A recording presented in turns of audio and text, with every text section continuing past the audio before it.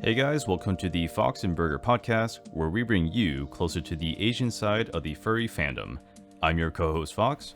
And I'm Burger.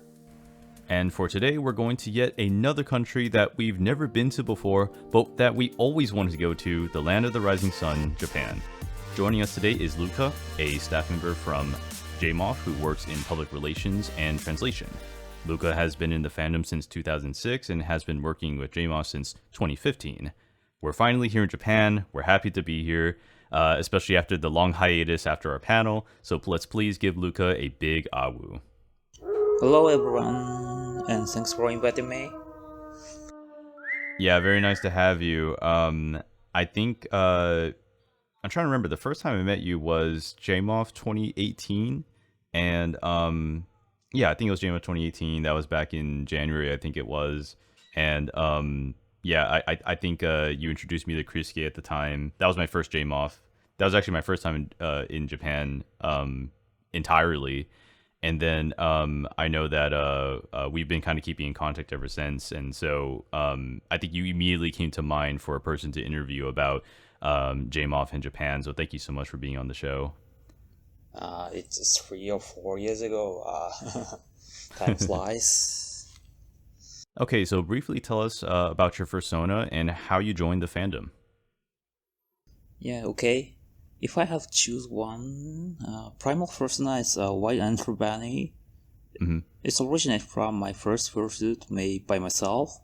It's cosplay of a character in Japanese comic. It's not so much famous, Ibara no awoo, and wearing top hat and bow tie and vest, and the shackles chains on wrist.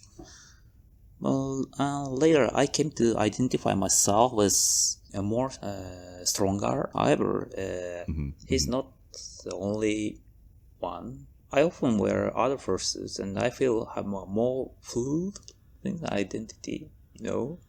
The first time I met him is when just before I turned 20 years old. That means more than 10 years ago. And you're talking about your bunny fursuit, right? Mm-hmm. Yeah. Oh, okay. Wow. I finished it March 2011. That means the day of my first fursuit in public was 3/11 earthquake in Japanese. That was so unforgettable memory for me. I would say so, yeah. And I know this fandom more than 15 years ago. At that time, the Japanese kimono fandom was so smaller than now, and the fursuiters and doujin artists rarely had a contact things. Actually, doujin artists constitute the fandom, I guess. And there was only small fursuiter meet, but started to grow bigger and bigger, and I attended some meets, but almost no contacts before, because lack of money and confidence. I was high school student and younger than now. After I became university student, I made my fursuits, so I socialized more and more. Then come to the fandom, one of the fandom members. So when you joined the fandom, you said it was 15 years ago. You basically at that point in Japan, there were no fur cons. Is that right? Yeah, it's Japanese furcon first in Japanese, but Furry doujin market also the 2012 in furcon. Yeah, I refer to later. Yeah, I want to use that as a segue to kind of jump into our next section, which is actually more about JMoF and the history of JMoF. And so I'd like to go ahead and ask you that. Like, can you tell us in sum, like, what is the history of JMoF? And also, why did you guys want to start JMoF? Yeah, okay. Actually, to be honest, I wonder if I have right to talk about JMoF as if I'm authorized, but actually, I'm JMoF staff after 2015. The JMoF was founded by Krisuke in 2013. As I said before, there's no no kimono furry convention in Japan. The Right. place we can mix and socialize with the various kind of people, and talk and do party at hotel room till late at night things. The some furries, especially fursuiters, but quite small number of furs travel abroad and attend overseas furcons like African or MFF or Furry Weekend Atlanta, or you can imagine their experience is beyond description. So in turn, they come back and think about why there's no furry convention in my country, Japan. Also, I attended the Furcon 2012 and really excited and have the same kind of PCD. Chris speaks English well and he has several experience of US cons. Right. And I heard that why Chris decided to organize Furcon at 2013. At that years, he was gonna finish his doctoral degree and enter a company. Wow. Wow. So he was unwilling to become Japanese businessman, because of its city company cultures. So he needed a place to fulfill himself as one furry. So the first JMoF is held in Hikone in Shiga Prefecture, near the Kyoto. But now JMoF was held in Toyohashi City. Next to Nagoya, is that right? To the east of Nagoya. Right. Yeah, I remember coming into Japan through Nagoya Centrair, I believe. Nagoya Centrair Airport, International Airport, I should say. I have to take a train, right, from Nagoya to Toyohashi. And then from the Toyohashi station, because the train doesn't actually stop at the hotel, you usually have to take like a taxi or someone is going to have to drive you. It's possible to walk, but I think it's a little bit too far and it's kind of too cold because just as a reminder, guys, this is Japan in January, so it's kind of cold. At least for me, it's a little bit cold. And so like going by taxi is probably the best bet at that point. And so I think that the location is so interesting because like once you actually get to the con itself, then you get like more restaurants. There's like a what do you guys call it? Don Quixote? Don Quixote? Yeah. You're right. Next, maybe we can show a picture of that. The Don Quixote next to the con. Because like there's like a lot of things. Like once you get to that hotel area, there's a lot of things there that I guess is like it makes it more interesting, or just makes it very convenient. I guess it's a biggest hotel in the Aichi area, and it's a place is like a driving spot, so that a little far from the station. It's a little inconvenience. Yeah. So, tell us a little bit more about the other things that make this convention special. Especially since you have experience with overseas and even Western conventions, can you tell us, compared to that, what makes JMoF special? Compared to the international conventions, the main point is many kimonos. So if you wanna meet kimono style furry, you must come to attend. And also some other kind of people like anime ga okigumi stuff with animal ears and tails, last JMoF.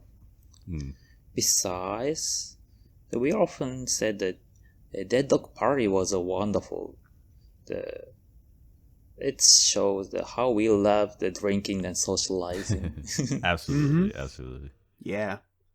And can you tell us more about the Dead Dog Party? Because I've seen and heard a lot about it. I've especially used video footage for this podcast. But I want to hear your take on it. Tell us more about the Dead Dog Party celebration at JMoF. Okay. In short, it's a stand-up buffet after the closing ceremony. The biggest difference is our party coming at last is not dancing. The people talk with food and drinks. Its atmosphere was beyond description, actually. So nice.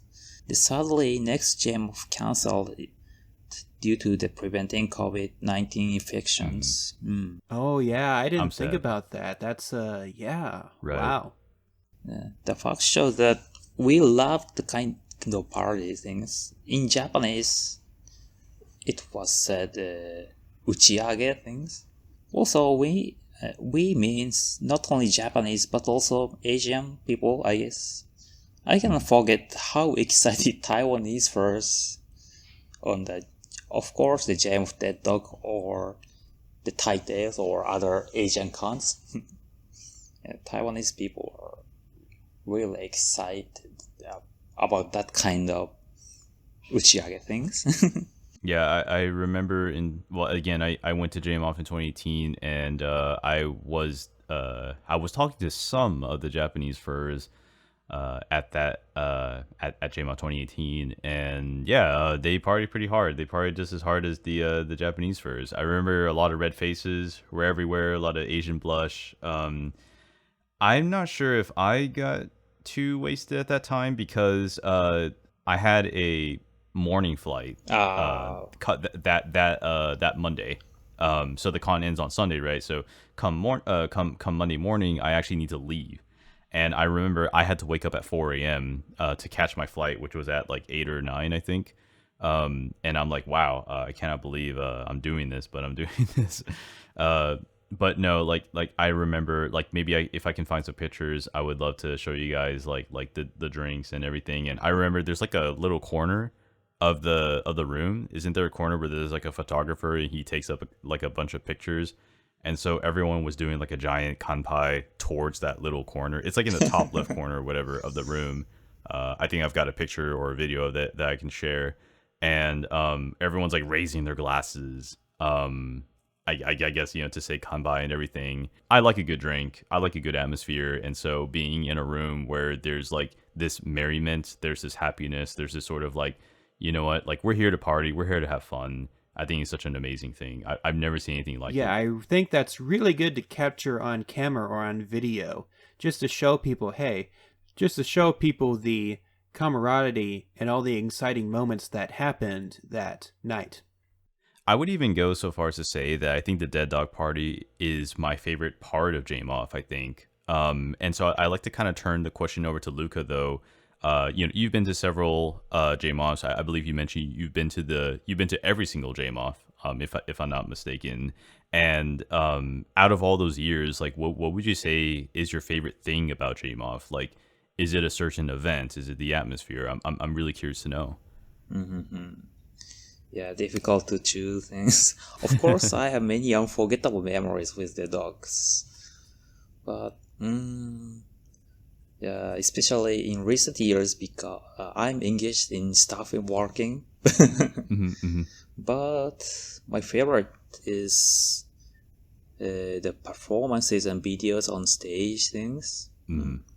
We can feel the enthusiasm of every performance and audiences. And actually, my favorite moment of the first jam is the same thing. So I was really moved to tears to see the stage and the enthrall things. Yeah, finally we are in furry convention in this country. Wow. Really moved. So that emotion made me decided to cooperate and engaging in stuff to grow in JMoF things. Yeah. Wow, that's I'm really getting like vibes from the conversation, the interview that we had with Chiros and Claude, because I think they, I wish they were here because they had that exact same sentiment. I was just about to mention that. Yeah, I was just about to mention that as you were saying about Claude and Churros. Their movement to tears at the end of Pawai, their very first year of their very first successful furry event in Indonesia. Again, not just the first one ever, not just the first successful one, the first ever and successful one. And that's basically why they were moved to tears so much. Basically at the end of the event, I think at closing ceremonies, if I'm remembering it right. But we always had the podcast, so correct me if I'm wrong. You can always listen to that again. Yeah, I want to echo those sentiments. Basically, like what Berger was saying is just like, I think that it's such a cool thing to see Asian FurCons pop up here because, again, you know, both of us being Westerners, we do have this like conception of like furry coming from America, and so for me at least, I find it interesting to see how furry is translated into Asian culture and what do Asian FurCons do that's different. Because you know, like I was talking with JC a couple nights ago. We were having dinner, and you know, like JC asked the same question, like, you know, like why I really want to know why people like Taiwan so much, you know, and that was actually one of the inspirations for the panel that we were asked to do. And I think like I echo that exactly. You know, like what makes these countries special? What makes these countries different? What makes the fur cons different in these countries? So I'm very happy to keep seeing Asian cons, you know, pop up here in Asia. And like I know we have COVID going on, and it's going to make international travel, you know, a lot more difficult now until it gets safe again. But I really hope to keep seeing, you know, the continuation of these cons, whether that be in physical form or online form. And then there's also this is a little bit out of the scope of this episode, but I know that there's other like furry related conventions or gatherings because I think like there's one in Osaka now. I think it's called OFF, OOOF. Yeah. Yeah, OFFF, I think. Oh, is it OFFF? Sorry. Osaka Furry I'll find a picture. Fest, I guess. Yeah. Yeah, that one is in Osaka. One of my friends, June, is I think he's like a volunteer for that one. You have to remind me. Is it called Chemoket? Is that the doujinshi con? Is that right? Yeah. Yeah, Doji Market. Yeah, I think that's something for the audience to maybe a message to the audience. You know, here in Asia, because it's not just Japan, it's also Taiwan, and I know it's also a thing. It's a phenomenon in Thailand. I think they have something called Fur Square. Sometimes you have a convention just for selling doujinshis. Yeah. How to you know, describe like the doujin market things? I want to ask Asper a question. Do we have anything similar to just like what would be called a doujinshi con in the States? I can't think of anything. I guess the closest thing would be like Comic-Con, but that's more like physical sales of the big labels, DC and Marvel, along with independent labels like Image, IDW, Black Horse, not Black Horse, Dark Horse. You would know what I mean. And then maybe some Japanese distributors that bring imports to America.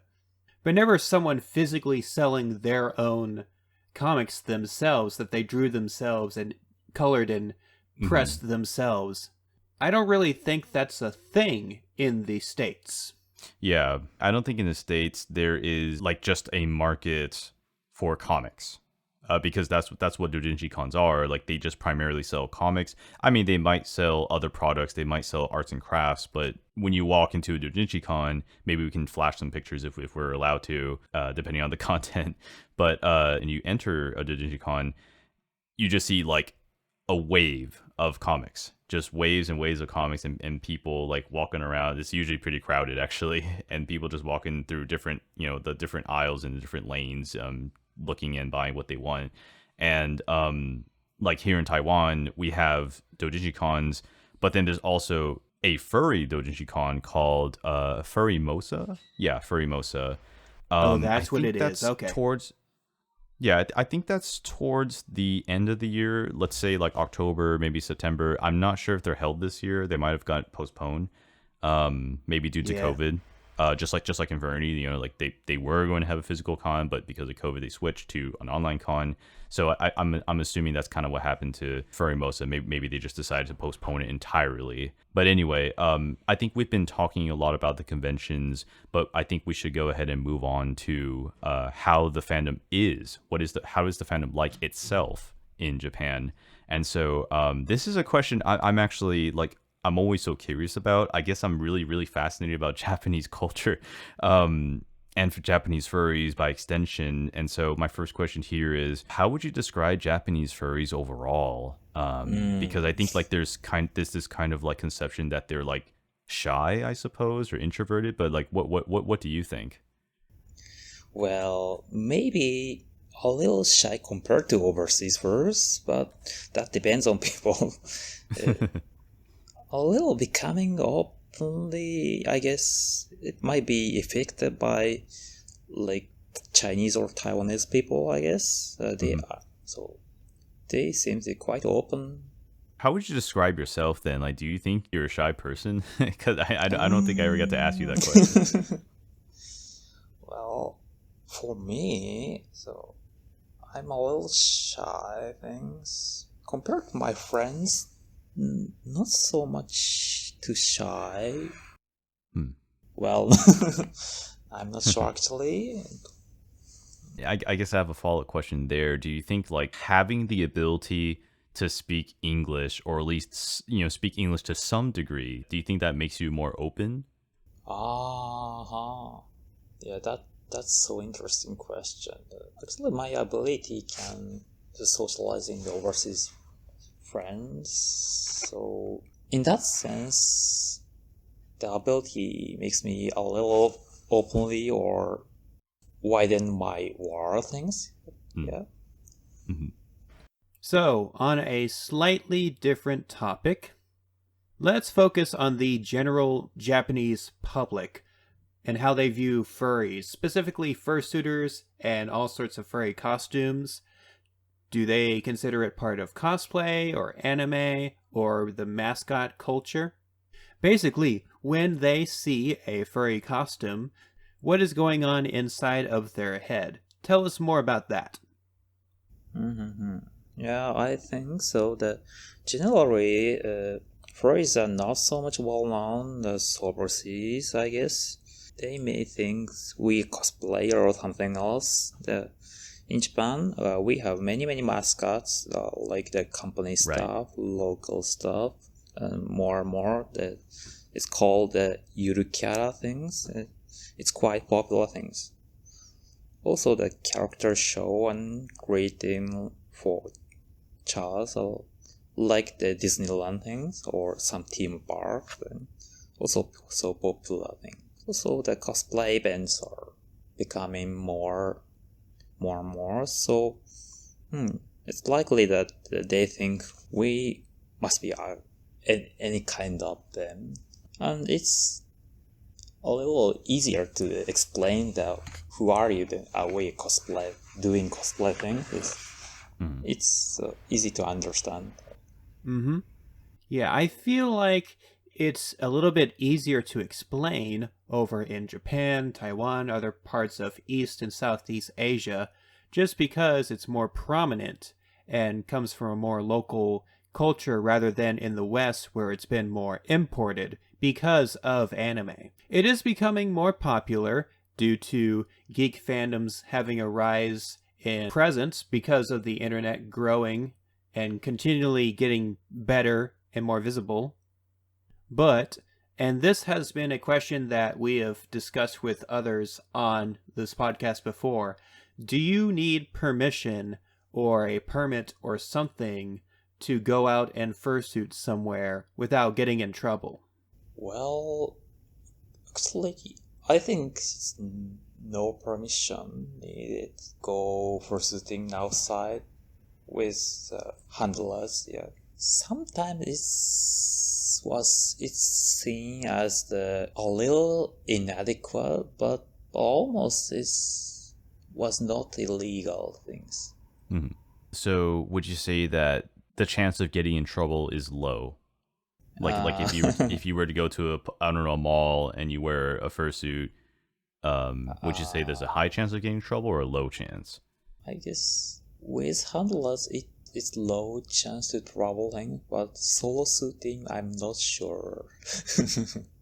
A little danger things. Yeah. Right, yeah, I figured. Well, what do you think that when they see you guys fursuiting, what do you think is going on in their heads though? Like that's something I'm always curious about, because as we kind of keep touching upon in this podcast, I think that the people like here in Asia, when you see someone in an animal costume, they might think you're a mascot. So it's just like, do you might have any idea like what those like bystanders or people on the streets looking at you guys, do you know what they might be thinking of?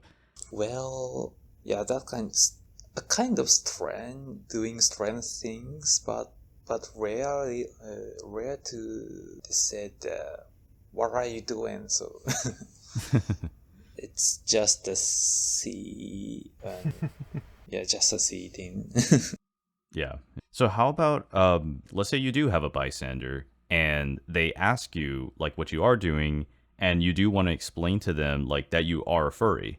Because I know that you said that, okay, well, maybe I can use the word cosplay, for example. I can use the word cosplay to help the bystander, to help that person understand what furry is. Maybe to ask a more specific, concrete question, like what is the Japanese word for furry? Just asking the basic question for our audience to know. Mm-hmm. What's the furry is it's always the not easy question. So in simply as answers, it's a people like the animal characters, but I'd like to say the furries have a kind of intimacy to the little far off from the genuine human stuff than ordinary people. Our imagination makes it possible to start it. It's a little philosophical meaning, but yeah, but it may be our proud, the sensitivity or creativity things. So that's the point. I love to think what we can do for is in the social domain things. I kind of want to ask a more specific question then, like how is the word furry translated into Japanese? Because I know that there's this term kemono, but that's my question. Does kemono, does that mean furry in Japanese? It's always a trouble in the translating the kemono and furries. Quite often I use almost the same meanings to explain in the English about the kemono things, but the term furry is necessarily foreign for me. But in detail things, the kemono means, the kemono in alphabet or in katakana things, but the term is also the longer history of things. But I can't explain well here, only the boy things. But in English, I guess the kemono means a kind of styles of one of the furries. But I feel the kemono is the kind of furry-like culture in Japan. So I feel it's mainly it's a play thing, but virtually it almost the same tendencies or mind or aspiration or desire or our love things. But the younger furs in Japan sometimes seem to tend to say I'm furry in Japanese things, so it may be a strategical or the new kind of their thought or feelings, I guess. Yeah, you said something interesting that I want to pick up on when you said that in English the word kemono means a style of furry, I suppose. Maybe like in terms of appearance, but then if I'm understanding you correctly, kemono in Japanese is like a furry like creature. Is that right? Right. Interesting. So, I did not know that. Like I did not creatures or beast or Right, that yeah. kind of meanings. I think it's similar to in Mandarin, where we describe it as like a magical beast or like a magical beast person. So staying within this topic of the more cultural aspects of furry, do you think furry, as a concept that we know of right now, is more foreign to Japan? Or is there something native to Japanese culture that is at least related to how we think of as furry? Well, I tend to think a kind of the native Japanese concept of the kemono stuff, but I'm not sure that it would be called in furry things. I feel the furry actually the kind of the outside or Westerner things a little, so I feel more familiar.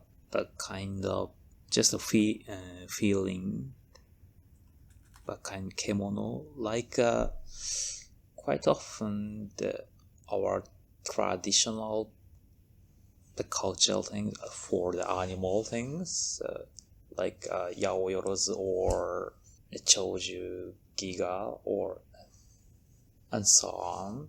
And you also have yokai, which are spirits that can sometimes embody animal forms. Yeah, the yokai or mononoke is the kind of related to the animals, like a human or personality or some kind of things. Yeah, in that sense, it's true that kind of the native things, but I think it's the similar thing is also the Western culture thing. So if I'm understanding you correctly, and again, please do correct me if I'm wrong. If I'm understanding correctly, you do think that furry, like this concept, is something foreign. Like you don't think that this word or concept is present in Japan, like it comes from abroad, even though you might already have a similar concept in Japanese culture. But like furry, like this modern word, like this word coming from English, like would you say like that's something foreign? Yeah, furry is associated with the contemporary Western or American things, I guess. But the kimono thing is quite fit to the native Japanese things. It's a really detailed sense and difficult to explain. So if I'm understanding that correctly, then if you say the word furry in Japan, that means something different from saying the word kimono in Japan. Like these are two different concepts, in a sense. Right. And also, along the same topic, can you briefly tell us any differences or similarities between the Japanese furry fandom and the Western furry fandoms? At least the ones that you yourself can discern. To be honest, as for furry fans, that mean our things, I feel that we are similar rather than have a difference, but specify some difference. I think Japanese furs were less capitalized than overseas, Sure. But during the pandemic, we are more capitalized things. For example, in Japan, the Skype, the online commission mediating service are very completely famous things. And one more thing, so I think the Japanese furs are very reluctant to show their own face in videos and photos. That might be the biggest difference, but not sure. That we have many vtubers, the virtual YouTubers, including furry things. In contrast, overseas, just a YouTube thing, doing YouTube thing or streaming things. How do you think about? So you're asking us how we feel about VTubers? Yeah, that kind of the difference are existing or not. Well, speaking so showing their own face on the media. Yeah, I think that as someone who has used a virtual avatar in the form of a like drawing or a picture for a YouTube video, I think that in a way it is similar to having your own persona or fursuit. Just the separation between yourself and a more idealized version or just a character that you want to play. Just another appearance that you want to express to an audience, basically. But the difference here is that you're using VR technology, like the tracking of your face, the tracking of your body, like your arms, all the way down to like your whole body. That's how they do it with VR chat, but they are using that with VTubers, especially back in 2017 with Kitsune Ai. That was the first one they ever did back on YouTube, and I remember that being like quite a sensation. But now you have Yeah. actual agencies, like companies with groups of talent to perform these VTubers for Twitch, for YouTube. And they have their own followings.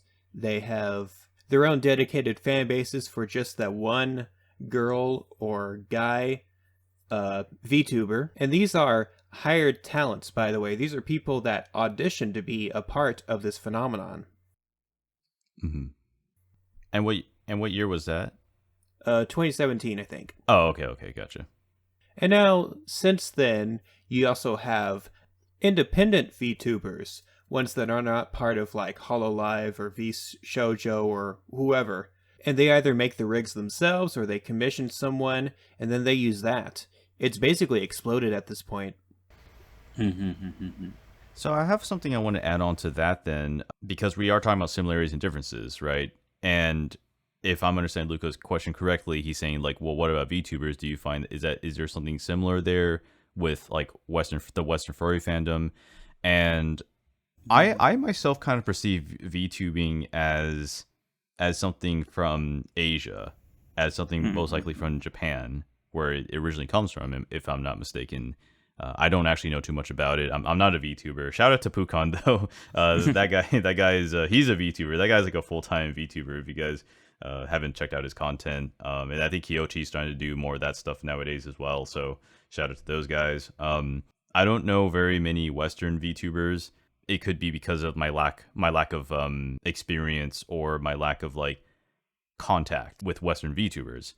But I think that, like, back to the original question, I do find that to be something different. Like, VTubing seems to be something coming from Asia, which I never thought too much about. You know, like, I mean, this podcast is all about similarities and differences and comparing, contrasting. And so I usually, I don't know, I'm always fascinated by that, right? I'm always fascinated to see like what happens here that we don't have in the West. Specifically the U.S. because that's where I'm from. But I did have a follow-up question to this question about one difference and one similarity, and I want to ask Luca this because I find this to be a similarity. But again, please correct me if I'm wrong. Because like you mentioned in the panel about we had for Furry Online 2.0, the interviews from abroad panel, and in your panel you said that you liked how LGBT friendly Taiwan is. And so my question has to deal with LGBT, actually, because I usually see the furry fandom as a sort of safe refuge for people who are in the LGBT community. In Japan, if you're a furry, do you think that the Japanese furry fandom provides the same sense of like safety, I should say? Like, do you find the LGBT aspect of the Japanese furry fandom to be very like welcoming? So we can find the similar people that mean the minorities. So we can many kind of the the traits as a minorities in the fandom, but I'm not sure the feeling of safetyness is not so much and that's the kind of problem of our community in Japan, I guess. It's just the personal feelings, like the Pride Parade. Actually, so in Japan, there's also the Pride Parade things, but we have the very very little connection, or in short, the furry Japanese furries are hesitate to joining in kind of political movement things, you know. Okay, yeah, I guess that is a political movement, technically. My perception of Japan kind of lean towards Japan being a more conservative country. And so I think like to kind of like identify as LGBT, that might be something that's not socially acceptable, or, you know, like that's something that might cause some issues perhaps, like with your parents or with your friends or with society at large, I should say. Right, and it's not necessarily because they think poorly of someone just because they're gay or whatever flavor of LGBTQ plus. It's just because that Japanese society has been built upon this collectivist, structured, organized society with its own invisible, unspoken social etiquettes. Anything that breaks from that mold has just always been seen as bad or divisive or going against the grain, just not good. Mhm. And that includes being gay sometimes. It's just a Bushido thing. Yeah, Bushido things. Yeah. Actually, younger generations are really conservative things, but just reluctant to the joining the political movement things.